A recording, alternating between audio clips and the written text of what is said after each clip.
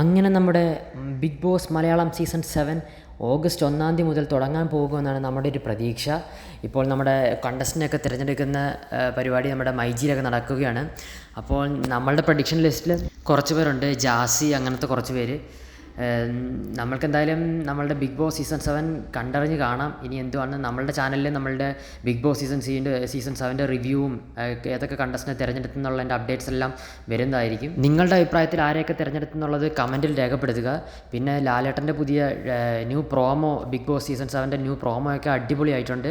ആ ഒരു എൻട്രിയും, ലാലേട്ടൻ്റെ ആ എൻട്രിയൊന്നും ഒരിക്കലും പ്രതീക്ഷിക്കാത്തൊരു എൻട്രിയാണ് ആ ഒരു ലോഗോയിൽ പ്രോമോയിലൊക്കെ വന്നിരുന്നത്.